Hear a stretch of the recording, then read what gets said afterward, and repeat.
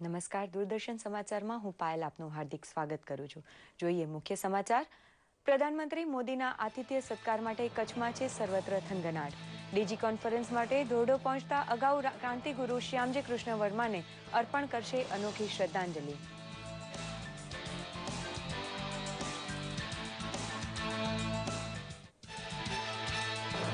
ભારતભરના police વડા માટે બનેલા ટેન્ટ સિટીમાં ડીજી કોન્ફરન્સ સાંજે ખુલ્લી મૂકશે પ્રધાનમંત્રી.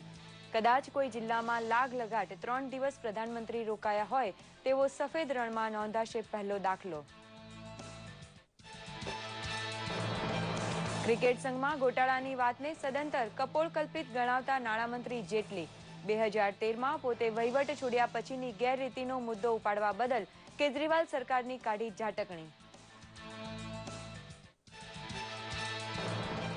સંસદના શિયાળુ સત્રનો સમય બરબાદ કરનાર વિપક્ષને જનતા સામે ખુલ્લો પાડવા પોતાના મંત્રીઓને તાકીદ કરતા પ્રધાનમંત્રી.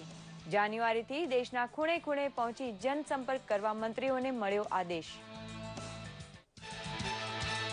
અને તમામને પોતાનું ઘરનું ઘર હોય તેવો બંદોબસ્ત કરવામાં ગુજરાત અગ્રેસર હોવાનો દાવો કરતા મુખ્યમંત્રી આનંદીબેન પટેલ. જમીન દફતરનું ડિજિટાઇઝેશન અને ગરીબ માટે આવાસ બાંધકામની ક્રેડાઈ કોન્ક્લેવમાં આપી રૂપરેખા. જોઈએ સમાચાર વિગતવાર. પ્રધાનમંત્રી નરેન્દ્ર મોદીનો કાફલો ભુજ હવાઈ મથકે પહોંચવાને આડે હવે માત્ર થોડા કલાકો બાકી રહ્યા છે. ભારતના તમામ રાજ્યોના પોલીસ વડા અને ટોચના સલામતી અધિકારીઓની 3 દિવસની બેઠક સાંજે તેઓ ખુલ્લી મૂકવાના છે. દેશના રક્ષણનું સલામતી મંથન જ્યાં થવાનું છે તેવા ટેન્ટ સિટીથી એકત્ર કરેલો રિપોર્ટ પ્રસ્તુત છે. ભુજથી 80 કિલોમીટરના અંતરે આવેલું અને સફેદ રણ માટે જાણીતું છે આ ધોરડો, જ્યાં દર વર્ષે વિશ્વ પ્રખ્યાત રણોત્સવનું આયોજન કરાય છે અને દેશ વિદેશના લોકો અહીંની સફેદ રણની સુંદરતાના સાક્ષી બને છે. પરંતુ આ વર્ષે પરિસ્થિતિ અને માહોલ અલગ છે. આગામી 18થી 20 ડિસેમ્બર દરમિયાન 3 દિવસની વાર્ષિક ડીજીપી કોન્ફરન્સમાં દેશના પ્રધાનમંત્રી નરેન્દ્ર મોદી આ ટેન્ટ સિટીના મહેમાન બનશે અને સાથે જ વિવિધ રાજ્યોના ડીજીપીને આવકારવા ટેન્ટ સિટી સંપૂર્ણ સજ્જ થઈ ચૂક્યું છે. પ્રધાનમંત્રી નરેન્દ્ર મોદી અહીં 3 દિવસ રોકાશે. કોઈ પ્રધાનમંત્રી આટલો સમય રોકાઈને દેશભરના સુરક્ષા વડાઓ સાથે દેશની આંતરિક સુરક્ષાની વિગતવાર સમીક્ષા કરશે તેવો આ પ્રથમ કિસ્સો છે. સૂત્રોના જણાવ્યા અનુસાર પ્રધાનમંત્રી દ્વારા કોન્ફરન્સમાં ઇસ્લામિક સ્ટેટની ભૂમિકા, રમખાણોમાં સોશિયલ મીડિયાની ભૂમિકા તેમજ ઉગ્રવાદ વિશે સુરક્ષા વડાઓ સાથે વિસ્તૃત ચર્ચા કરાશે. સાથે જ આવા વિવિધ વિષયના ઊંડાણમાં ઉતરવાનો આ કોન્ફરન્સનો મુખ્ય હેતુ રહેશે. પરંતુ આ બધાની વચ્ચે ઉપસ્થિત અધિકારીઓ માટે રોજ સવારે યોગ અને સાત્વિક ભોજનની વ્યવસ્થા કરવામાં આવી છે. પબ્લિક સેફટીના લગતા જે મુદ્દાઓ છે આ બાબતની ચર્ચાઓ થશે. બેસિકલી આમાં ટેરરિઝમના ઇસ્યુ હશે, ક્રોસ બોર્ડર ટેરરિઝમ છે, બોર્ડર મેનેજમેન્ટ છે, કોસ્ટલ સિક્યોરિટીના લગતા મુદ્દાઓ છે, નક્સલિઝમના લગતા મુદ્દાઓ છે, નોર્થ ઇસ્ટની પ્રોબ્લેમ્સ છે, કાશ્મીર ટેરરિઝમની વાત છે, દેન રેડિકલાઇઝેશન ઓફ યુથ આઈએસઆઈએસના સંદર્ભમાં કેવી રીતે થઈ રહ્યો છે અને માટે શું પગલાં લેવા જોઈએ, આ મુદ્દાઓ પર ચર્ચાઓ થશે. પ્રધાનમંત્રી ઉપરાંત ગૃહમંત્રી રાજનાથસિંહ, અન્ય મંત્રીઓ તેમજ 400થી વધુ ઉચ્ચ અધિકારીઓ આ કોન્ફરન્સમાં ભાગ લેશે. ઉપરાંત દરેક રાજ્યોના ડીજીપીની સાથે બીએસએફ અને સીઆરપીએફના ઉચ્ચ અધિકારીઓ પણ ઉપસ્થિત રહેશે. કચ્છ પાકિસ્તાનની સરહદ પાસે આવેલું હોવાથી કોન્ફરન્સ માટે ચુસ્ત સુરક્ષા વ્યવસ્થા ઉપરાંત અન્ય તમામ વ્યવસ્થાઓ સઘન બનાવાઈ છે. સાથે જ ગુજરાત મરીન પોલીસ તેમજ કોસ્ટગાર્ડ દ્વારા સૂક્ષ્મ નિરીક્ષણ કરવામાં આવી રહ્યું છે અને કચ્છના દરિયાકાંઠે પેટ્રોલિંગને સઘન બનાવવામાં આવ્યું છે. દૂરદર્શન સમાચાર, ભુજ. અનેક ક્રાંતિકારીઓના ગુરુ એવા શ્યામજી કૃષ્ણ વર્માના માંડવી ખાતે આવેલા સ્મારકમાં એક વસ્તુ ખૂટતી હતી, જે લઈ ખુદ પ્રધાનમંત્રી કચ્છ લઈ આવી રહ્યા છે. લંડનમાં વકીલ તરીકે શ્યામજીની સનદ અંગ્રેજોએ એક જમાનામાં રદ કરેલી, જે જીનીવામાં તેમના મૃત્યુ સુધી રદબાતલ જ રહી. બ્રિટન સરકારે હસ્તક્ષેપ કરી શ્યામજીની સનદ ફરી પાછી આપી છે, જેને પ્રધાનમંત્રી આજે સ્મારક ટ્રસ્ટને સુપ્રત કરવાના છે.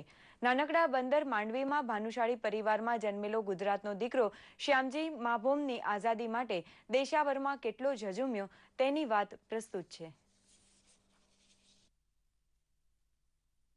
શ્યામજી કૃષ્ણ વર્મા એક એવું નામ જેણે દેશની આઝાદીની ચળવળમાં સક્રિય ભૂમિકા ભજવી, જે એક હીરોથી ઉતરતી જરા પણ નહોતી. આઝાદીની ચળવળના આ જ હીરોને પ્રધાનમંત્રી નરેન્દ્ર મોદી શ્રદ્ધાંજલિ આપશે. ये वही कमरा है जहाँ पर श्याम कृष्ण जी वर्मा जो है उनका जन्म हुआ था। उसके बाद श्याम कृष्ण जी वर्मा मुंबई के लिए चले गए। कहा जाता है कि एक बार मुंबई से वो पुणे गए थे और पुणे में उन्होंने संस्कृत का इतना बेहतरीन भाषण दिया था, इतना ओजस्वीपूर्ण भाषण दिया था कि उस भाषण को सुनकर ऑक्सफोर्ड यूनिवर्सिटी में संस्कृत के प्रोफेसर विलियम ने उनको निमंत्रण भेजा कि वो इंग्लैंड आए और वहाँ पर ऑक्सफोर्ड यूनिवर्सिटी में उनके जो सहायक प्रोफेसर हैं संस्कृत के, वो उस पद को ग्रहण करें। और इस तरह श्याम कृष्ण जी वर्मा भारत से इंग्लैंड के लिए चले गए। શ્યામજી કૃષ્ણ વર્માને પોતાના આદર્શ ગણી પ્રધાનમંત્રી નરેન્દ્ર મોદી દર વર્ષે ટ્વીટ કરી શ્રદ્ધાંજલિ પણ પાઠવે છે. સાથે જ પ્રધાનમંત્રીએ ગત મહિને તેમની બ્રિટન યાત્રા દરમિયાન આ મુદ્દે ચર્ચા પણ કરી હતી. जिनेवा में अंतिम सांस लेने से पहले श्याम जी कृष्ण वर्मा की अंतिम इच्छा थी कि उनकी मृत्यु के बाद उनकी अस्थियां हैं वो आज़ाद भारत के अंदर लाई जाएं। 2003 में खुद गुजरात के तत्कालीन मुख्यमंत्री नरेंद्र मोदी जिनेवा पहुंचे थे और श्याम जी कृष्ण वर्मा की अस्थियां लेकर इंडिया पहुंचे। लंदन में ही अपने क्रांतिकारी कार्यों के कारण जो ब्रिटिश सरकार है उन्होंने श्याम जी कृष्ण वर्मा की जो बैरिस्टर की जो सनद थी उसको खारिज कर दिया था। उसके बाद खुद प्रधानमंत्री इंग्लैंड गए और इंग्लैंड के प्रधानमंत्री से इस बात का जिक्र किया। ये प्रधानमंत्री के ही कौशल का कमाल था कि ब्रिटेन ने न केवल जो श्याम जी कृष्ण वर्मा की जो सनद खारिज की थी उसे बहाल की, बल्कि उससे संबंधित जो सर्टिफिकेट है वो खुद ब्रिटेन के प्रधानमंत्री ने हमारे भारत के प्रधानमंत्री नरेंद्र मोदी को सौंपा। इंग्लैंड से ही उन्होंने अपने क्रांतिकारी विचारों को धार देना शुरू कर दिया और इंग्लैंड में ही उन्होंने इंडिया हाउस की स्थापना की। उसी तरह का इंडिया हाउस है जो लंदन में श्याम जी कृष्ण वर्मा ने बनाया था। और इस इंडिया हाउस से जो लंदन में था वहाँ से वीर सावरकर, मैडम भीकाजी कामा, लाला हरदयाल, मदन लाल ढींगरा जैसे क्रांतिकारी थे वो इस इंडिया हाउस से जुड़े हुए थे। और वहीं से उन्होंने द इंडियन सोशियोलॉजिस्ट एक मासिक पत्रिका है वो निकाली और अपने जो क्रांतिकारी जो विचार थे वो लोगों के बीच पहुंचाने लगे। और उसी के साथ ही उन्होंने इंडियन होम रूल सोसाइटी का गठन किया और इसके बाद जो श्याम जी कृष्ण वर्मा हैं वो अंग्रेजों को खटकने लगे। अंग्रेज उन पर तरह तरह के जो अत्याचार हैं वो करने लगे। कह सकते हैं कि अब श्याम जी कृष्ण वर्मा का जो प्रभाव था उससे जो ब्रिटिश हुकूमत थी वो हिल गई। उसके बाद श्याम जी कृष्ण वर्मा जिनेवा चले गए और 1930 में जिनेवा में ही उन्होंने अपनी अंतिम सांस ली। Neeraj Singh, DD news, Mandvi. કેન્દ્રીય નાણામંત્રી અરુણ જેટલીએ આમ આદમી પાર્ટીના ડીડીસીએ અંગેના લગાવેલ આક્ષેપોને ફગાવી દીધા છે. કેન્દ્રીય નાણામંત્રીએ આમ આદમી પાર્ટીના નેતાઓને મર્યાદિત નિવેદનો આપવાની પણ સલાહ આપી છે, જ્યારે મોદી સરકારે અરુણ જેટલીના રાજીનામાની વાતને ફગાવી દીધી છે. દરમિયાન ડીડીસીએ પણ નાણામંત્રીના પક્ષે મોરચો સંભાળતા એસોસિએશનના કાર્યકારી અધ્યક્ષ ચેતન ચૌહાણે જણાવ્યું હતું કે જેટલીના કાર્યકાળમાં ડીડીસીએને મોટી સફળતા પ્રાપ્ત થઈ હતી. સરકારી નાણાંના ઉપયોગ વગર વિશાળ સ્ટેડિયમનું નિર્માણ થયું હતું. શ્રી જેટલીએ એવું પણ જણાવ્યું હતું કે તેમણે ડીડીસીએ 2013માં છોડી દીધું હતું, જ્યારે આ બાબત 2014-2015ની છે. પ્રધાનમંત્રી નરેન્દ્ર મોદીએ ગઈકાલે પોતાના મંત્રીમંડળના તમામ મંત્રીઓની બેઠક બોલાવી તાકીદ કરી હતી કે સંસદના શિયાળુ સત્રનો સમય બરબાદ કરવા માટે વિપક્ષે આચરેલી રીત રસમથી જનતાને તેઓ વાકેફ કરે. તેમણે મંત્રીઓને કહ્યું હતું કે જાન્યુઆરીથી તેઓ દેશના ખૂણે ખૂણે પહોંચી જનતાને માહિતગાર કરે કે મામૂલી કારણોસર સંસદનો સમય બરબાદ થવાને લીધે મહત્વના ખરડા લટકી પડ્યા હતા, જેને લીધે ગરીબોના હિતના અનેક પગલાં ભરવામાં વિલંબ થયો છે. વિપક્ષને જનતા સામે ખુલ્લો પાડવાની વ્યૂહરચના ઘડવા માટે પ્રધાનમંત્રીએ આ બેઠકમાં વિસ્તૃત માર્ગદર્શન આપ્યું હતું. મુખ્યમંત્રી આનંદીબેન પટેલે નવી દિલ્હીમાં confederation of real estate developers association of India conclave 2015માં હાજરી આપી હતી. કોન્ક્લેવમાં મુખ્યમંત્રીએ 2022 સુધીમાં આવાસ યોજના અંતર્ગત રાજ્યના જરૂરિયાતમંદ અને ગરીબ પરિવારોને અફોર્ડેબલ હાઉસિંગમાં આવરી લઈ ગુજરાત દેશનું અગ્રેસર રાજ્ય બનશે તેવો નિર્ધાર વ્યક્ત કર્યો છે. કોન્ક્લેવમાં મુખ્યમંત્રીએ જણાવ્યું કે ગુજરાત સરકારે આ આવાસ યોજના અંતર્ગત 3.13 લાખ આવાસો મંજૂર કર્યા છે. જે પૈકીના 1.33 લાખ આવાસો તો લાભાર્થીઓને ફાળવી પણ દેવાયા છે.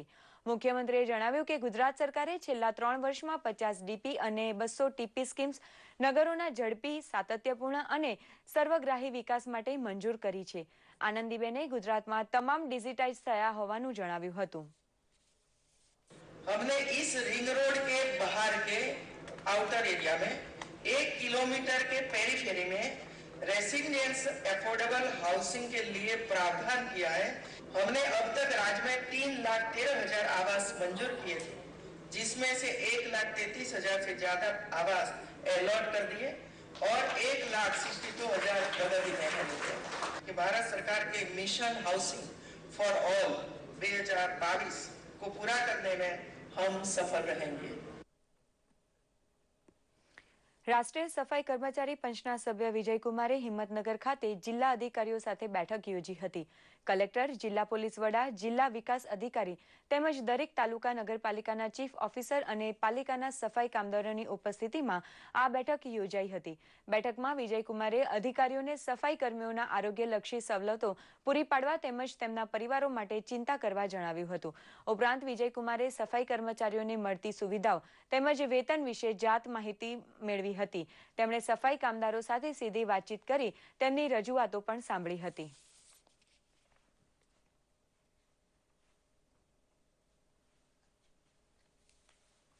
જે 1 મહિનો નોકરી કરાવે છે એની જગ્યા પર અમારો 20 દિવસનો પગાર આલે છે અને અમને 10 વર્ષથી કોઈ કાયમીનો કોઈ ચાન્સ મળ્યો નથી.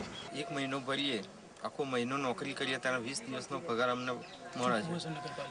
લઘુત્તમ વેતન આપે અમને કે લઘુત્તમ વેતન મળશે તો 20 દિવસનું જ મળે છે. અત્યાર સુધી અમે 5 મહિનાથી આ રીતે 5400માં તૂટી ગયા છીએ. ત્યાં સુધી કંઈ ખાવાનું કે કંઈ મળતું જ નથી, કંઈ ભેગું જ નહીં. નવસારી જિલ્લાના જલાલપોર તાલુકાના મરોલી ગામે આવેલા કસ્તુરબા સેવાશ્રમનો આઝાદી વખતે પાયો નંખાયો હતો. હાલ આ સેવા સંસ્થા નાજુક સ્થિતિમાં છે, ત્યારે સંસ્થાને ફરીથી પગભર થવા સંત અને કથાકાર પ્રફુલભાઈ શુક્લાએ ગાંધી મૂલ્યો સાથે રામકથાનું આયોજન કર્યું છે. તારીખ 22 ડિસેમ્બરથી 30 ડિસેમ્બર સુધી આશ્રમના લાભાર્થે આ રામકથાનું આયોજન કરાયું છે.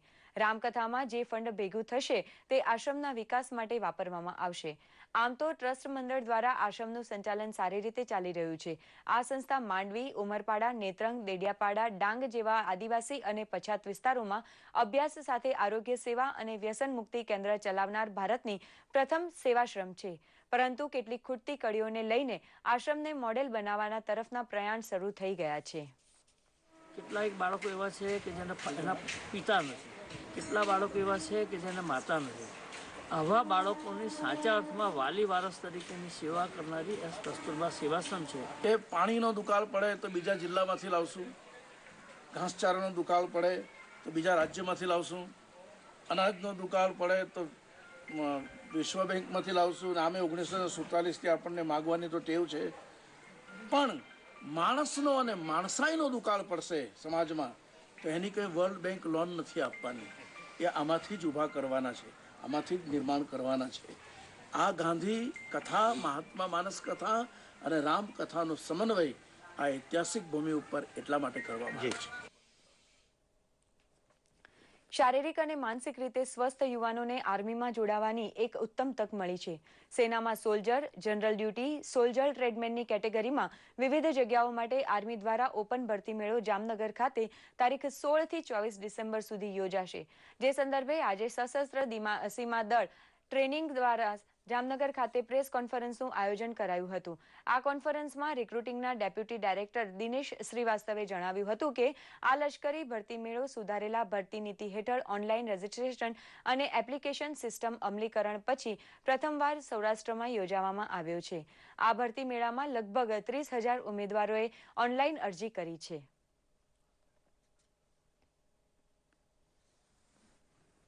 તો આ સાથે જ આ બુલેટિન અહીં સમાપ્ત થાય છે. નમસ્કાર.